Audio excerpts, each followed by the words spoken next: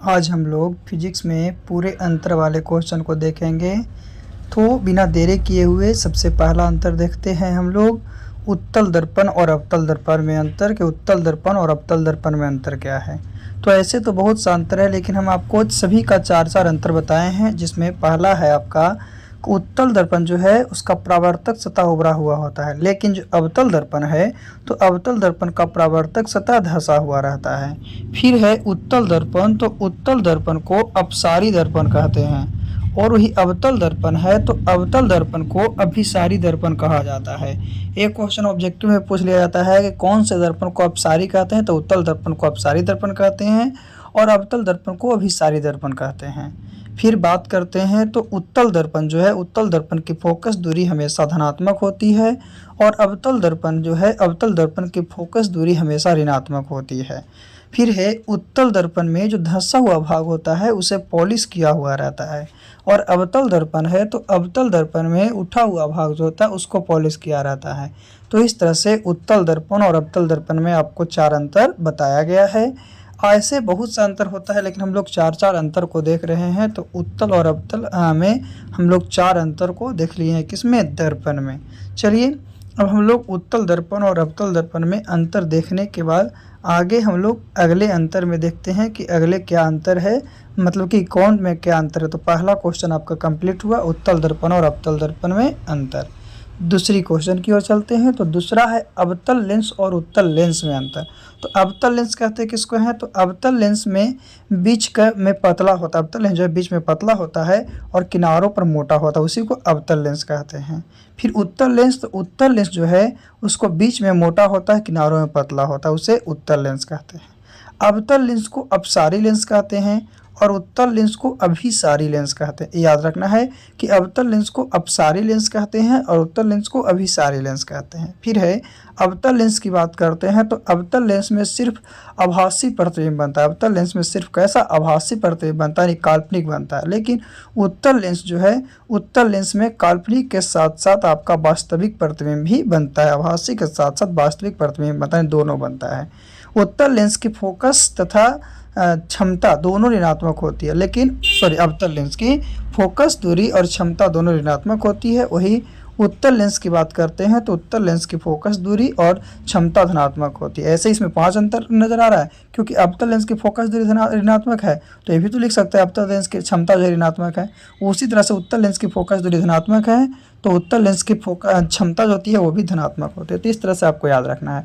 इसमें क्वेश्चन क्या पूछता है एक ऑब्जेक्टिव में कि कौन से लेंस को अभिसारी लेंस कहते हैं, तो उत्तल लेंस है, उत्तल लेंस को अभिसारी लेंस कहा जाता है। इस तरह से अवतल लेंस और उत्तल लेंस में आपको चार अंतर दिया गया है। आगे बात करते हैं वास्तविक प्रतिबिंब और काल्पनिक प्रतिबिंब में अंतर कि वास्तविक प्रतिबिंब और काल्पनिक प्रतिबिंब में क्या अंतर है। तो वास्तविक प्रतिबिंब को हम लोग पर्दे पर प्राप्त कर सकते हैं, लेकिन काल्पनिक प्रतिबिंब को पर्दे पर प्राप्त नहीं किया जा सकता है। जो वास्तविक प्रतिबिंब है वो दर्पण के सामने बनता है और काल्पनिक प्रतिबिंब जब बनता है तो दर्पण के पीछे बनता है। वास्तविक प्रतिबिंब हमेशा उल्टा बनता है, लेकिन काल्पनिक प्रतिबिंब हमेशा सीधा बनता है।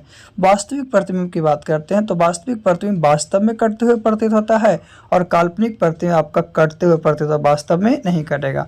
तो यहाँ से एक ऑब्जेक्टिव में क्या पूछता है कि किस प्रतिबिंब को पर्दे पर प्राप्त किया जा सकता है, तो वास्तविक प्रतिबिंब को पर्दे पर प्राप्त किया जा सकता है। फिर पूछेगा कौन से प्रतिबिंब में आपका दर्पण के पीछे बनता है, तो काल्पनिक प्रतिबिंब हमेशा दर्पण के पीछे बनता है। तो इस तरह से वास्तविक प्रतिबिंब और काल्पनिक प्रतिबिंब हम लोग अंतर देखें। काल्पनिक प्रतिबिंब को ही हम लोग आभासी प्रतिबिंब कहते हैं। कहीं कहीं पे आपको काल्पनिक के जगह पे आभासी लिखेगा तो टेंशन नहीं लेना है, क्योंकि वास्तविक जो काल्पनिक प्रतिबिंब को ही हम लोग आभासी प्रतिबिंब के नाम से जानते हैं। तो अभी हम लोग तीन अंतर को देखें, उत्तल दर्पण और अवतल दर्पण में अंतर, उत्तल लेंस और अवतल लेंस में अंतर, और एक तीसरा आपका है वास्तविक प्रतिबिंब और काल्पनिक प्रतिबिंब में अंतर। सभी में हम लोग चार चार अंतर को कम से कम देख रहे हैं। अगर चार अंतर लिखते हैं तो आपको दो नंबर कन्फर्म मिलेगा।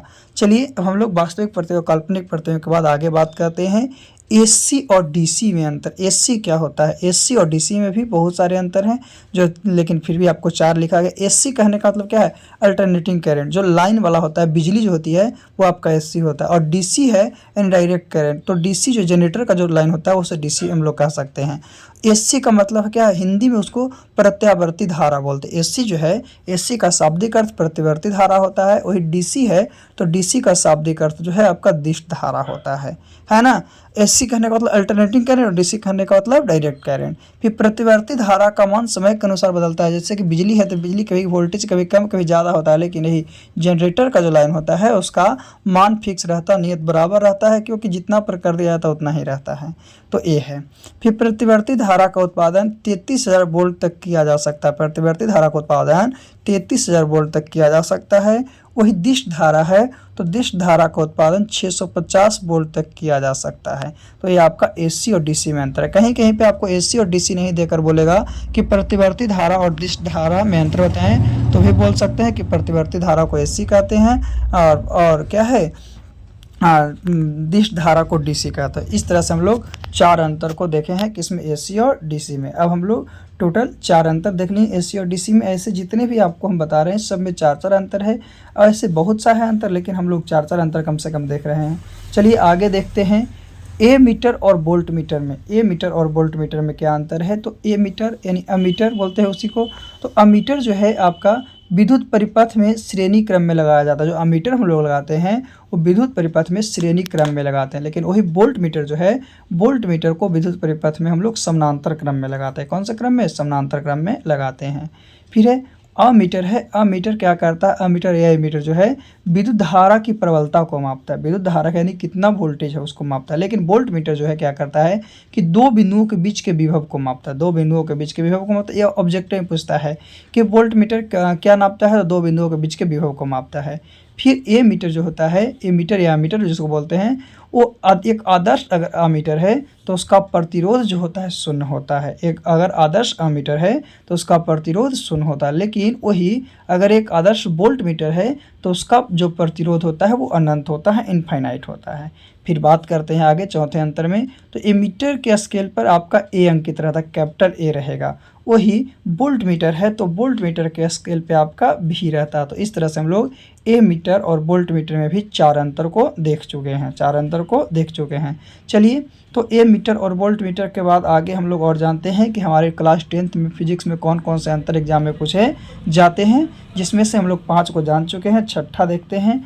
तो छठा के बारे में भी हम लोग जान लेते हैं। ऐसे 7 अंतर आपको दिया गया इसमें वीडियो में। तो विद्युत विभव और विद्युत चुंबक और अस्थायी चुंबक में अंतर। तो विद्युत चुंबक और अस्थायी चुंबक में अंतर क्या है। तो विद्युत चुंबक जो है आपका नरम लोहे का बना होता है। विद्युत चुंबक जो है आपका नरम लोहे का बना होता है, लेकिन वही अस्थायी चुंबक है वो अस्थायी चुंबक आपका स्टेनलेस इस्पात का बना होता है। अस्थायी चुंबक किसका, स्टेनलेस इस्पात का बना होता है। विद्युत चुंबक को आसानी से चुंबक खत्म कर सकते हैं। विद्युत चुंबक है उसको हम लोग आसानी से चुंबक खत्म कर सकते हैं, क्योंकि विद्युत चुंबक कहने का मतलब ही होता है कि जब तक विद्युत धारा प्रवाह होगी तब तक उसमें चुंबक का गुण रहेगा, तो उसे हम लोग आसानी से खत्म कर सकते हैं। लेकिन अस्थायी चुंबक को हम लोग आसानी से खत्म नहीं कर सकते हैं। तो विद्युत चुंबक जो है प्रायः अधिक शक्तिशाली होता है। विद्युत चुंबक प्रायः क्या होता है, अधिक शक्तिशाली होता है। लेकिन वही अगर हम लोग अस्थायी चुंबक की बात करते हैं तो अस्थायी चुंबक प्रायः कमजोर होते हैं। अस्थायी चुंबक जो है आपका प्रायः क्या होते हैं, कमजोर होते हैं। फिर बात करते हैं कि विद्युत चुंबक की। तो विद्युत चुंबक की शक्ति को बदला जा सकता है। विद्युत चुंबक है उसकी शक्ति को बदला जा सकता है, लेकिन अस्थायी चुंबक है, अस्थायी चुंबक की शक्ति को नहीं बदला जा सकता। अस्थायी चुंबक जो है उस शक्ति को हम लोग नहीं बदल सकते हैं। तभी हम लोग विद्युत चुंबक और अस्थायी चुंबक के बारे में जान चुके हैं कि विद्युत चुंबक और अस्थायी चुंबक क्या है। इसमें अभी हम लोग टोटल 6 अंतर को जान चुके हैं। चलिए अब हम लोग विद्युत चुंबक और अस्थायी चुंबक के बाद और भी अंतर को जानते हैं। एक अंतर और इस वीडियो में बताया गया है जो कि आपके एग्जाम के लिए बहुत ज़रूरी है। सभी अंतर आपके एग्जाम में पूछे जाते हैं। चलिए आगे हम लोग। तो ग्रह और तारा में अंतर। ग्रह और तारा में क्या अंतर है। तो ग्रह जो है उसके पास अपना प्रकाश नहीं होता, लेकिन तारा के पास अपना प्रकाश होता है। ग्रह पर जीवन संभव हो सकता है, लेकिन तारा पर कोई भी जीवन संभव नहीं है। अभी तक उसकी कोई भी स्थिति नहीं बताई गई है। तारों की अपेक्षा सभी ग्रहों की स्थिति बदलती रहती। तारा है, तारा की अपेक्षा सभी ग्रहों की स्थिति बदलती रहती है, लेकिन तारों की स्थिति को नहीं बदलते हैं। तार की अपेक्षा ग्रह बदलेगा, लेकिन तारा कभी भी अपनी स्थिति को नहीं बदलेगा। फिर ग्रहों की परिक्रमा करने वाले पिंड जो होते हैं उसको हम लोग उपग्रह कहते हैं, लेकिन वही तारा की जो परिक्रमा करता है पिंड उसको हम लोग क्या कहते हैं, ग्रह कहते हैं। तो इस तरह से आपको इसमें इस वीडियो के माध्यम से 7 अंतर को बताया गया है। 7 अंतर को देख लिए फिजिक्स में। इसी से सबसे ज़्यादा यही अंतर में से आप आपका सबसे ज़्यादा अंतर पूछा जाता है, तो ये आपके लिए बहुत इंपॉर्टेंट है। यानी 7 अंतर, ये सातों अंतर को याद रखना है।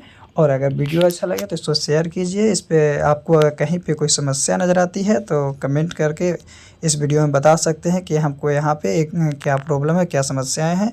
तो आज के लिए इतना ही काफ़ी है। फिर से हम लोग पुनः अगले वीडियो में मिलते हैं। अभी हम लोग 7 अंतर को देखें, उत्तल दर्पण और अवतल दर्पण, उत्तल लेंस अवतल लेंस, वास्तविक प्रतिबिंब काल्पनिक प्रतिबिंब, ग्रह तारा, ammeter voltmeter, AC DC, अस्थाई चुंबक और विद्युत चुंबक। तो इस तरह से हम लोग 7 अंतर को देख लिए हैं। चलिए आज के लिए इतना ही। फिर से हम लोग पुनः अगले वीडियो में पुनः मिलते हैं। आज हम लोग बायोलॉजी में अंतर संबंधी क्वेश्चन को देखते हैं, जिसमें वायवीय जाइलम फ्लोएम हो गया, धमनी सिरा हो गया, रक्त लसिका हो गया, लैंगिक जनन हो गया। तो इस सब में अंतर। तो सबसे पहले स्वपोषण और परपोषण में अंतर देखते हैं कि स्वपोषण और परपोषण में क्या अंतर है। तो स्वपोषण और परपोषण में बहुत सारे अंतर, इसमें 5 आपका अंतर दिया गया है। पहला है स्वपोषण, तो स्वपोषण को ऑटोट्रॉप्स कहा जाता है। वही परपोषण जो है तो परपोषण को हेटेरोट्रॉप्स कहा जाता है। स्वपोषण जो है अपने भोजन के लिए अपने आप पर निर्भर रहता है, तो परपोषण भोजन के लिए किसी दूसरे पर निर्भर रहते हैं। स्वपोषण के अंतर्गत हरे पेड़ पौधे आते हैं, लेकिन परपोषण के अंतर्गत जीव जंतु आते हैं। स्वपोषण के लिए क्लोरोफिल की आवश्यकता होती है, लेकिन परपोषण के लिए क्लोरोफिल की आवश्यकता नहीं होती है। स्वपोषण में प्रकाश संश्लेषण की प्रक्रिया होती है और परपोषण में प्रकाश संश्लेषण की प्रक्रिया नहीं होती है। इस तरह से आपको 5 अंतर है, याद रखना है कि स्वपोषण को ऑटोट्रॉप्स तो परपोषण को हेटेरोट्रॉप्स कहते हैं। स्वपोषण अपने भोजन के लिए अपने आप पर निर्भर रहता है, तो परपोषण भोजन के लिए अपने आप पर निर्भर नहीं रहता है, बल्कि दूसरे पर निर्भर रहता है। फिर है स्वपोषण के अंतर्गत हरे पेड़ पौधे आते हैं, वही परपोषण है तो परपोषण के अंतर्गत जीव जंतु आते हैं।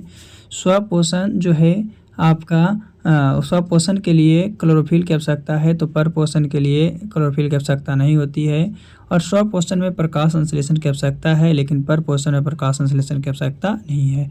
तो कभी कभी ऑब्जेक्टिव में यहाँ से पूछता है कि हरे पौधे के लिए कौन से पोषण है, तो स्वपोषण है। स्वपोषण जो है क्लोरोफिल, और क्लोरोफिल के कारण ही पत्तियों का रंग हरा होता है। क्लोरोफिल के कारण ही पत्तियों का रंग हरा होता है। तो स्वपोषण और परपोषण में अंतर याद रखिएगा। चलिए स्वपोषण और परपोषण के बाद हम लोग आगे चलते हैं। तो वायवीय श्वसन और अवायवीय श्वसन, वायवीय श्वसन किसको कहते हैं और अवायवीय श्वसन किसको कहते हैं, उसके बारे में पहले जानते हैं। दोनों में अंतर क्या है इसके बारे में। वायवीय श्वसन को ऑक्सी श्वसन कहा जाता है और अवायवीय श्वसन को अनॉक्सी श्वसन कहा जाता है। वायवीय श्वसन है उससे ऑक्सी श्वसन और अवायवीय श्वसन को अनॉक्सी श्वसन। तो कभी कभी ये भी क्वेश्चन उल्टा पूछता है कि ऑक्सी श्वसन और अनॉक्सी श्वसन में क्या अंतर है, तो हम लोग इसके जवाब उल्टा कर देंगे।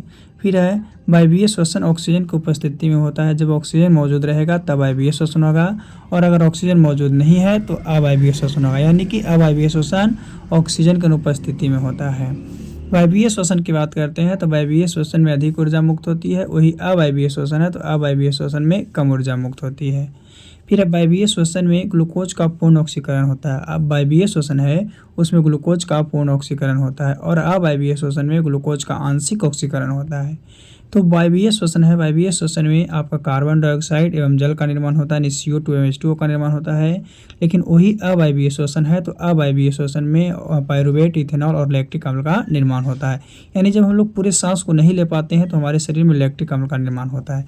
तो ये क्वेश्चन पूछता है कि हमारे शरीर में लैक्टिक अम्ल का निर्माण कब होता है, अवायवीय श्वसन की कंडीशन में हम लोगों को शरीर में लैक्टिक अम्ल का निर्माण होता है। तो याद रखना है। ऐसे वो क्या पूछ सकता है कि ऑक्सी श्वसन और अनॉक्सी श्वसन किसको कहते हैं, तो बता सकते हैं कि ऑक्सी श्वसन को वायवीय श्वसन और अनॉक्सी श्वसन को अवायवीय श्वसन कहते हैं। तो ऑक्सी श्वसन ऑक्सीजन की उपस्थिति में हो गया, तो अनॉक्सी श्वसन ऑक्सीजन की अनुपस्थिति में हो गया। ऑक्सी श्वसन में अधिक ऊर्जा मुक्त हो गया तो उसमें कम हो गया। इस तरह से आगे फिर है जाइलम और फ्लोएम में अंतर। तो जाइलम और फ्लोएम में क्या अंतर है, तो जाइलम जो है, जाइलम का ताल्लुक जल से है और फ्लोएम का फल से है। तो जाइलम कहने का मतलब है कि जाइलम की कोशिका जो है वो मृत होती है, लेकिन वही फ्लोएम की कोशिका जो होती है वो जीवित होती है। जाइलम की कोशिका कैसे मृत होगी, फ्लोएम की कोशिका जीवित होगी। जाइलम है तो जाइलम में जल एवं घोलित खनिज का स्थानांतरण होता है। जाइलम में जल एवं घोलित खनिज का स्थानांतरण होता है। वही फ्लोएम है तो फ्लोएम में फल था तो फ्लोएम में खाद्य पदार्थों का स्थानांतरण होता है। जाइलम जो है, जाइलम में एक दिशीय बहाव प्रवृत्ति पाई जाती है। क्यों, क्योंकि जल जो है आपका जड़ से ऑब्जर्व किया, तो जड़ से ऑब्जर्व करेंगे तो एक क्या है, जाइलम जड़ से ऑब्जर्व किया, तो जड़ से ऑब्जर्व करने के बाद क्या है, अब आपका शाखा तक जाएगा तो पुनः तो फिर जाएगा। तो जाइलम है उसमें द्विदिशीय परिवहन होता है, और फ्लोएम जाइलम में एक दिशीय परिवहन होता है, क्योंकि जल जो है जल नीचे से ऊपर की ओर ऑब्जर्व होता है, और फ्लोएम में दोनों कंडीशन में, क्योंकि पत्ती जो है खाना बनाता है, तो पत्ती जब खाना बनाता है तो जड़ तक पहुंचाएगा, फिर तो पुनः वापस आएगा टहनियों तक पहुंचाएगा। तो जाइलम में एक दिशीय बहाव होता है, तो फ्लोएम में द्विदिशीय बहाव होता है। जाइलम में जल एवं घोलित खनिज का बहाव ऊपर की ओर होता है। क्यों? क्योंकि जल ये सब है तो नीचे से जड़ ऑब्जर्व करता है, यानी कि पानी को ऑब्जर्व कौन करता है, जल ऑब्जर्व करता है, तो इसीलिए जल एवं घोलित खनिजों का बहाव ऊपर की ओर होता है। वही फ्लोएम में तो खाद्य पदार्थों का परिवहन ऊपर और नीचे दोनों तरफ का होता है। तो इस तरह से जाइलम और फ्लोएम में भी अंतर है। तो याद रखना है कि जाइलम की कोशिका मृत होती है तो फ्लोएम की कोशिका जीवित होती है। जाइलम में जल एवं घुलित खनिज का स्थानांतरण होता है, तो फ्लोएम में खाद्य पदार्थों का स्थानांतरण होता है। जाइलम में एक दिशीय है तो फ्लोएम द्विदिशीय है। आगे बात करते हैं धमनी और शिरा में अंतर, कि धमनी और शिरा में क्या अंतर है। तो धमनी और शिरा में बहुत सारे अंतर है, जैसे कि धमनी की दीवार जो होती है मोटी एवं लचीली होती है, धमनी की दीवारें मोटी एवं लचीली होगी। वही शिरा की दीवारें है तो पतली होती है। शिरा की दीवारें कैसी होती है, पतली होती है। फिर धमनी, तो धमनी के बीच का भाग, मध्य का भाग जो होता है स्तर होता है वो मोटा होता है, लेकिन शिरा के बाहरी स्तर मोटा होता है। फिर धमनी के भीतर कपाट नहीं होते, धमनी के भीतर जो है कपाट नहीं होते हैं, लेकिन जो शिरा है शिरा के बीच कपाट पाया जाता है, शिरा के भीतर कपाट पाए जाते हैं। धमनी का रंग जो है गुलाबी या चटक लाल होता है, धमनी जो है उसका रंग कैसा है तो गुलाबी है या चटक लाल है। वही शिरा का रंग जो है तो गहरा लाल है या नीला होता है। फिर धमनी रुधिर को हृदय से अंगों तक ले जाती है, धमनी जो है उसका काम क्या है कि ब्लड को हृदय से सभी अंग तक ले जाना, लेकिन शिरा इसका अपोजिट काम करता है, उल्टा काम करता है। शिरा क्या करता है कि रुधिर को अंगों से हृदय की ओर ले जाता है ना। फिर धमनी, तो धमनी जो है आपका, धमनी में रक्त दाब जो होता है उच्च होता है, धमनी जो है धमनी में रक्त दाब उच्च होता है, और शिरा है तो शिरा में रक्त दाब निम्न होता है। तो इस तरह से धमनी और शिरा में अंतर है। तो हम लोग को एग्जाम में अगर पूछे तो कम से कम 2 अंतर जरूर लिखना है। फिर धमनी जो है इस शुद्ध रक्त को क्या करता है, परिवहन करता है, लेकिन शिरा जो है वो अशुद्ध रक्त को क्या करता है, परिवहन करता है। तो ये भी याद रखना है, आपको लिखा नहीं गया फिर भी हम आपको बता दे रहे हैं। ऐसे 6-7 याद रहेगा तो उसमें से 4-5 तो आप लोग लिख ही सकते हैं। ऐसे भी जब डिफरेंट वाला क्वेश्चन पूछे तो आप उसमें से कम 4 जो है और मतलब कि पॉइंट को लिखना है। आगे हम लोग जानते हैं धमनी और शिरा के बाद क्या है, तो रक्त और लसिका। रक्त और लसिका में क्या है, तो रक्त जो है रक्त का रंग कैसा होता है, लाल होता है, और लसिका का कोई रंग नहीं होता है। तो रक्त का लाल रंग होता है किसके कारण, हीमोग्लोबिन के कारण रक्त का रंग होता है आपका लाल होता है। वही लसिका रंगहीन होता है, तो क्योंकि उसमें हीमोग्लोबिन वर्णक नहीं पाए जाते हैं। तो 2 अंतर हो गया कि रक्त लाल रंग का होता है, लसिका रंगहीन होता है। रक्त में हीमोग्लोबिन वर्णक पाए जाते हैं, लेकिन लसिका में हीमोग्लोबिन वर्णक नहीं पाए जाते हैं। रक्त जो है उसमें आरबीसी, डब्ल्यूबीसी और प्लेटलेटस मौजूद होते हैं, लेकिन लसिका में डब्ल्यूबीसी और प्लेटलेटस जो होते हैं अनुपस्थित होते हैं। डब्ल्यूबीसी और क्या होते हैं, प्लेटलेटस अनुपस्थित होते हैं, है ना, सॉरी उपस्थित होते हैं, वो मिस्टेक है थोड़ा सा, और बाकी जो है आपका अनुपस्थित रह जाएगा, है ना। फिर रक्त में O2 अधिक होता है और CO2 कम होता है। रक्त में O2 जो होता है अधिक होता है और CO2 कम होता है, लेकिन लसिका में O2 कम होगा और CO2 अधिक होगा, CO2 की मात्रा अधिक होगी। वही बात करते हैं रक्त में, तो रक्त में पोषक पदार्थों की मात्रा अत्यधिक होती है, ज़्यादा होती है, अधिक होती है, लेकिन लसिका जो है तो लसिका में पोषक पदार्थों की मात्रा कम होती है। तो इस तरह से रक्त और लसिका में, तो रक्त का रंग कैसा था, लाल था, लसिका रंगीन था। लाल क्यों था, तो हीमोग्लोबिन के कारण। यहाँ से एक क्वेश्चन पूछता है कि मतलब कि रक्त का रंग लाल किसके कारण होता है, तो रक्त का रंग लाल जो है आपका हीमोग्लोबिन के कारण होता है ना। और रक्त में कौन कौन है, तो आरबीसी भी है, डब्ल्यूबीसी और प्लेटलेटस भी है। चलिए ये था रक्त और लसिका में अंतर। हम लोग आगे चलते हैं, तो आगे है आपका लैंगिक जनन एवं अलैंगिक जनन में अंतर। ये आज का लास्ट है, ऐसे आगे और भी आपको अंतर बताते रहेंगे जो कि एग्जाम के लिए जरूरी है, यानी कि जो एग्जाम में पूछता है वो सब अंतर हम आपको 3 से 4 वीडियो में पूरा कवर कर देंगे। तो लैंगिक जनन और अलैंगिक जनन, लैंगिक जनन जो है उसमें नर और मादा दोनों लेते हैं, जिससे स्त्री और मतलब कि स्त्री और पुरुष अलग अलग भाग लेते हैं, जैसे मनुष्य हो गया। लेकिन अलैंगिक जनन में केवल एक भी वशिष्ठ भाग लेते हैं, एक ही में आपका नर भी रहेगा और मादा भी रहेगा। वही लैंगिक जनन है, तो लैंगिक जनन में अर्धसूत्री एवं समसूत्री विभाजन होता है। लैंगिक जनन है उसमें अर्धसूत्री विभाजन होता है एवं समसूत्री विभाजन होता है, लेकिन अलैंगिक जनन है तो अलैंगिक जनन में केवल समसूत्री विभाजन होता है। फिर लैंगिक जनन की बात करते हैं तो लैंगिक जनन में आपका युग्मक निर्माण एवं निषेचन होता है। लैंगिक जनन में युग्मक निर्माण होता है एवं निषेचन होता है, लेकिन अलैंगिक जनन में इसका अभाव होता है। यानी अलैंगिक जनन में युग्मक एवं निषेचन का क्या होता है, अभाव होता है। आगे बात करते हैं तो लैंगिक जनन जटिल एवं धीमी गति से होने वाला जनन है। लैंगिक जनन कैसे, जटिल है और धीमी गति से होने वाला जनन है। लेकिन वही बात करते हैं अलैंगिक जनन के, तो अलैंगिक जनन सरल एवं तीव्र गति से होने वाला जनन है। फिर लैंगिक जनन, तो लैंगिक जनन जनक कोशिका में होता है। लैंगिक जनन जो है जनक कोशिका में होता है, लेकिन अलैंगिक जनन जो है वो आपको क्या है, जनक के कारिक कोशिका में होता है। तो इस तरह से हम लोग 5 से 6 अंतर आज देखे हैं। आगे हम लोग अगले वीडियो में पुनः और भी अंतर को देखेंगे। कल आप लोग को फिजिक्स का अंतर बताया गया था, आज आप लोग को बायोलॉजी का अंतर बताया गया है। ऐसे ऐसे आपको पूरा अंतर बता दिया जाएगा। आज हम लोग केमिस्ट्री में कुछ अंतर को जानते हैं जो इम्पोर्टेंट अंतर है। तो सबसे पहले धातु और अधातु में अंतर देखते हैं। तो धातु और धातु में अंतर भौतिक गुण के आधार पर, तो भौतिक गुण के आधार पर धातु और धातु में निम्न में अंतर है, जिसमें पहला हम लोग जानते हैं कि धातु जो है उसमें विशेष प्रकार की चमक होती है, लेकिन अधातु में कोई चमक नहीं होता है। लेकिन एक ऑप्शनल में है ग्रेफाइट, जिसमें क्या है, चमक होती है, फिर भी वो क्या है, अधातु है। फिर है धातु विद्युत धनात्मक होती है, लेकिन अधातु जो होती है विद्युत ऋणात्मक होती है। धातु विद्युत धनात्मक है तो अधातु विद्युत ऋणात्मक है। धातु विद्युत के सुचालक होते हैं तो अधातु जो हैं विद्युत के कुचालक होते हैं। धातु क्या हैं, विद्युत के सुचालक हैं, तो अधातु विद्युत के कुचालक हैं। धातु के घनत्व उच्च होते हैं और अधातु के घनत्व निम्न होते हैं। धातु का घनत्व जो है उच्च है तो अधातु का घनत्व निम्न है। धातु साधारण ताप पर ठोस अवस्था में रहती है, लेकिन अधातु जो है साधारण ताप पर ठोस या गैस हो सकती है। धातु है तो धातु को पीटते हैं तो उससे एक प्रकार की आवाज़ उत्पन्न होती है, लेकिन अधातु को पीटने पर कोई आवाज़ उत्पन्न नहीं होती है, बल्कि ये चूर चूर हो जाता है। धातु जो है, धातु में आघात वर्धनीयता तथा तन्यता पाई जाती है, लेकिन अधातु है, अधातु में ना ही आघात वर्धनीयता होती है और ना ही तन्यता होती है। तो इस तरह से धातु और अधातु में बहुत सारे हम लोग अंतर को देखें, है ना। ऑप्शनल में कुछ कुछ ऐसे भी हैं जो इनके गुण से काम नहीं करता है, फिर भी वो धातु और धातु के अंतर्गत आते हैं, है ना। जैसे कि धातु विद्युत के सुचालक है और अधातु विद्युत के कुचालक है, फिर भी एक आध ऐसे हैं जो आ जाते हैं। आगे हम लोग रासायनिक गुण के आधार पर देखते हैं धातु धातु में अंतर। तो धातु के परमाणु धनायन बनाते हैं और अधातु के परमाणु ऋणायन बनाते हैं।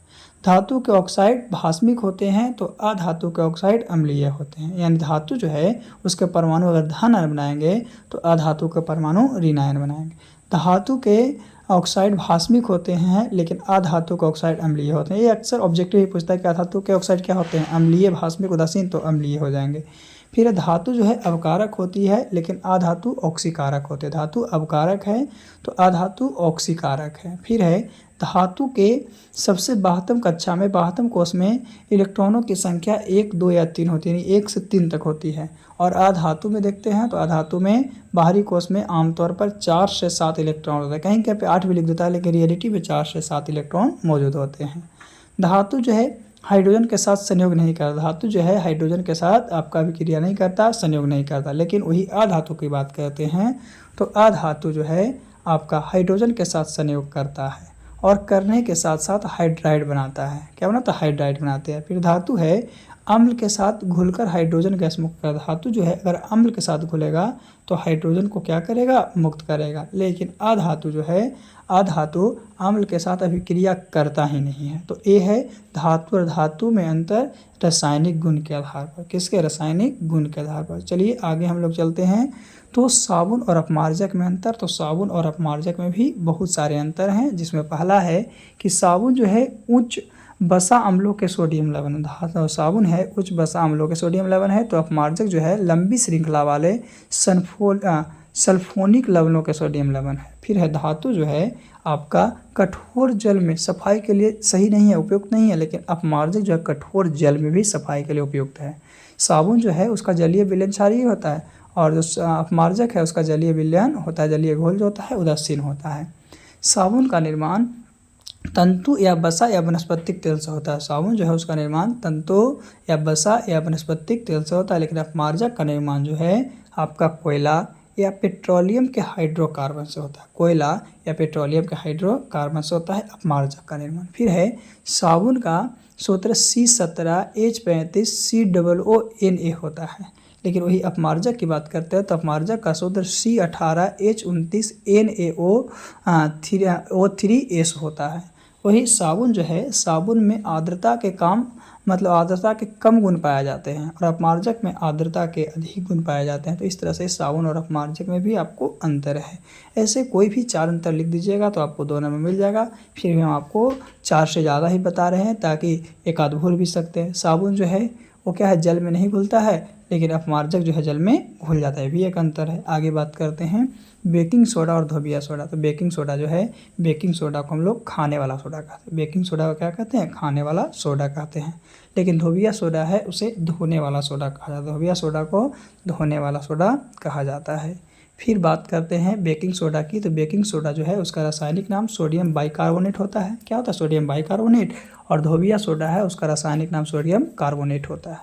फिर बात करते हैं कि सोडियम जो बेकिंग सोडा है उसका रासायनिक सूत्र NaHCO3 है। कितना, NaHCO3। वही धोने वाला सोडा है तो उसका रासायनिक सूत्र Na2CO3 × 10H2O होता है। फिर बेकिंग सोडा। तो बेकिंग सोडा का उपयोग रसोई घर में व्यंजनों को बनाने के लिए किया जाता है। और धोबिया सोडा है तो इसका उपयोग अपमार्जक बनाने के लिए, साबुन बनाने में किया जाता है। अपमार्जक या साबुन बनाने में किया जाता है। फिर है बेकिंग सोडा पेट की अम्लीयता कम करने के लिए औषधि के रूप में प्रयोग किया जाता है। तो वही जो धोबिया सोडा है वो क्या है कि यह प्रयोग में अभिकर्मक के रूप में व्यवहार किया जाता है। अगर प्रयोग में यूज करते हैं तो यूज में यह अभिकर्मक के रूप में आपका पाया जाता है। तो यह है बेकिंग सोडा और धोबिया सोडा में अंतर। इसमें भी हम आपको 5 अंतर बताए हैं, तो कोई 4 अंतर अगर लिख देते हैं तो आपको 2 नंबर आसानी से मिल जाएगा। 2 नंबर आसानी से मिल जाएगा। तो अभी हम लोग बेकिंग सोडा और धोबिया सोडा के बारे में भी जान गए। बेकिंग सोडा कहने का मतलब क्या हो गया, खाने वाला सोडा। और धोबिया सोडा कहने का मतलब धोने वाला। बेकिंग सोडा का रासायनिक नाम सोडियम बाइकार्बोनेट जिसका सूत्र NaHCO3 होता है, वही बाइकार्बोनेट और उसका कार्बोनेट Na2CO3 होता है। आगे निस्तापन और भर्जन में अंतर। निस्तापन और भर्जन में अंतर क्या है, तो निस्तापन वायु की अनुपस्थिति में होता है। निस्तापन की क्रिया वायु की अनुपस्थिति में। वही भर्जन है तो भर्जन वायु की यानी ऑक्सीजन में रहता है तब होता है। निस्तापन जो है कार्बोनेट एस्को के लिए उपयुक्त है। निस्तापन जो है कार्बोनेट एस्को के लिए है तो भर्जन सल्फाइड एस्को के लिए प्रयुक्त होता है। इस विधि में, निस्तापन की विधि में एस्क को वायु की अनुपस्थिति में गर्म किया जाता है, तो भर्जन में वायु की उपस्थिति में गर्म किया जाता है। निस्तापन में एस्क निर्जलीकृत होता है तो भर्जन में एस्क जो है ऑक्सीकृत होता है। बात करते हैं तो वायु या ऑक्सीजन की उपस्थिति में उच्च ताप पर गर्म करना निस्तापन कहलाता है, किंतु वायु या ऑक्सीजन की सीमित उपस्थिति में किया जाने वाला ऊष्मा उपचार भी निस्तापन कहलाता है। और भर्जन, तो भर्जन एक ऐसी रासायनिक प्रक्रिया है जिसमें सांद्रित अयस्क को पर्याप्त वायु की आपूर्ति में अयस्क के द्रवणांक से कम ताप पर तीव्रता से गर्म किया जाता है। उसी को हम लोग क्या कहते हैं, भर्जन कहते हैं। तो आज हम लोग 5 अंतर को देख लिए हैं। अगले एक और वीडियो आप लोग के लिए आएगा जिसमें आपका मतलब कि 3 वीडियो डाल चुके हैं, चौथे वीडियो मिलाकर आप लोगों को पूरा डिफरेंट वाला क्वेश्चन हो जाएगा। तो 4 वीडियो में जितना आपको एग्जाम में पूछे जाने वाला डिफरेंट क्वेश्चन है वो सब बता दिया जाएगा। आज आपका तीसरा वीडियो है। अगले दिन हम आपको पुनः चौथे वीडियो के साथ मिलेंगे। तो आज था आपका क्या, तो निस्तापन और भर्जन में अंतर तक। ऐसे इसमें हम लोग 5 को जाने, धातु में जाने, फिर रासायनिक भौतिक गुण दोनों पर, निस्तापन भर्जन फिर जाने, फिर बेकिंग सोडा और धोने वाला सोडा जान गए। आगे हम लोग जाने। आज हम लोग आवर्त सारणी और आधुनिक आवर्त सारणी में अंतर को देखते हैं। तो आवर्त सारणी कहने का मतलब क्या होता है, तो आवर्त सारणी के जनक मेंडलीव को माना जाता है। आवर्त सारणी जो है जिसके जनक मेंडलीव को माना जाता है, और आधुनिक आवर्त सारणी जो है उसका जनक मोसले को माना जाता है। तो मेंडलीव जो थे आवर्त सारणी में क्या बताए थे कि मेंडलीव की जो आवर्त सारणी थी उसमें कुल तत्वों की संख्या 63 थी, 63 थी। लेकिन जब मोसले का नया आया, आधुनिक आवर्त सारणी आया, तो आधुनिक आवर्त सारणी में मोसले ने कुल तत्वों की संख्या 118 बताया। कितना, 118 बताया। फिर मेंडलीव जो है, मेंडलीव का आवर्त सारणी परमाणु द्रव्यमान के आधार पर था, परमाणु द्रव्यमान पर आधारित था। लेकिन मोसले का जो आवर्त सारणी है वो आपको परमाणु संख्या पर आधारित है। फिर बात करते हैं मेंडलीव की। तो मेंडलीव की आवर्त सारणी 1869 में प्रकाशित हुई थी, 1869 ईस्वी में प्रकाशित हुआ था। वही जो मोसले है, तो मोसले की आवर्त सारणी 1913 ईस्वी में प्रकाशित हुआ था। आगे बात करते हैं तो मेंडलीव जो है, मेंडलीव की आवर्त सारणी में नोबेल गैस यानी अक्रिय गैस का कोई निश्चित स्थान नहीं था। लेकिन जब मोसले आया तो मोसले की आवर्त सारणी में अक्रिय गैस को 18वें वर्ग में रखा गया, 18वें वर्ग में रखा गया। तो इस तरह से आवर्त सारणी और आधुनिक आवर्त सारणी में अंतर है, और भी अंतर है जिसके बारे में हम आपको बताते हैं। तो ये 5 अंतर आप लोग को हो गया। चलिए हम लोग छठे अंतर को देखते हैं, छठा क्या है। तो छठे अंतर में है कि मेंडलीव की आवर्त सारणी में केवल 6 आवर्त और 8 वर्ग यानी 8 समूह थे। वही मोसले की आवर्त सारणी थी, उसमें आपका 7 आवर्त थे और 18 समूह था, 18 वर्ग थे। फिर मेंडलीव का आवर्त सारणी जो है उसे हम लोग लघु आवर्त सारणी कहते थे, और जो मोसले का आवर्त सारणी है उसे हम लोग दीर्घ आवर्त सारणी कहते हैं। तो ये आपका 7 अंतर था। आधुनिक आवर्त सारणी और आवर्त सारणी में अंतर था, एक मोसले का और एक मेंडलीव का। फिर बात करते हैं खनिज और यस्क में अंतर की। तो खनिज और यस्क में भी बहुत सारे अंतर हैं, लेकिन आपको 3 अंतर हम बता रहे हैं। पहला है कि खनिज वे धातुएं हैं जो पृथ्वी की पपड़ी में यानी कि सबसे ऊपरी सतह पर प्राकृतिक रूप से मौजूद होती है। खनिज जो है पृथ्वी की ऊपरी सतह पर मौजूद होती है, लेकिन अयस्क जो है जिसका दोहन धातु को लाभप्रद रूप से निकाला जाता है। यानी अयस्क से क्या है, अयस्क वे खनिज है जिसमें धातु के द्वारा निकाला जाता है। तो इसीलिए खनिज को कहते हैं कि सब के सब खनिज जो है मतलब अयस्क नहीं है, सभी खनिज अयस्क नहीं है, लेकिन सभी अयस्क जो है आपका खनिज होते हैं। फिर बात करते हैं तो खनिज में धातु की मात्रा बहुत कम होती है, लेकिन अयस्क में धातु की मात्रा अधिक होती है। अयस्क जो है, अयस्क में धातु की मात्रा अधिक होती है। तो आपको इस वीडियो में 2 अंतर को बताया गया, एक आधुनिक आवर्त सारणी और आवर्त सारणी में अंतर, एक आपको खनिज और अयस्क में अंतर। अगले वीडियो में आपको पूरे अंतर को बता दिया जाएगा।